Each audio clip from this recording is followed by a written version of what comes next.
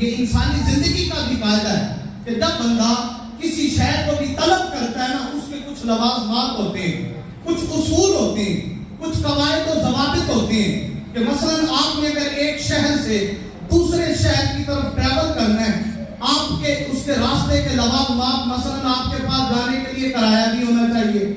آپ کو یہ شعور بھی ہونا چاہیے کہ میں نے کون سی گاڑی پہ بیٹھنا ہے، میں نے کس وقت نکلنا ہے اور کس وقت پہنچنا ہے۔ تو یہ سادہ سی مثال سے سمجھ لیں کہ فرمایا وہ جو میری راہ جو تمہیں میری قربت تک لے کے جائے گی، اس کی پہلی سیڑھی یہ ہے کہ تیرے پاس اس راستے پہ چلنے کا زیادہ راہ ہونا چاہیے، تیرے پاس اسباب ہونے چاہیے۔ تو پھر پوچھا کہ باری تعالیٰ اب مجھے جب تم نے پیدا کیا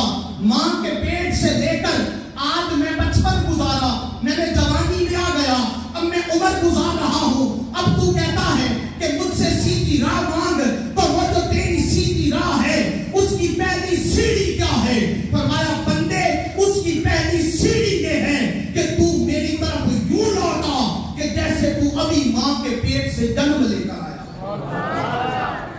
جیسے تو ابھی ماں کے پیٹ سے۔ اور وہ کیا ہے؟ فرمایا توبہ کر،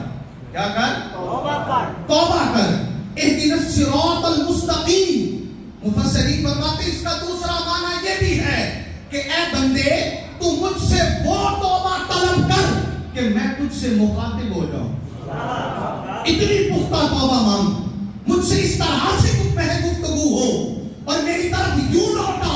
کہ جب تو میری طرف لوٹ آئے گا تو فرمایا ایک حد ہوگی تیرے آنے کی،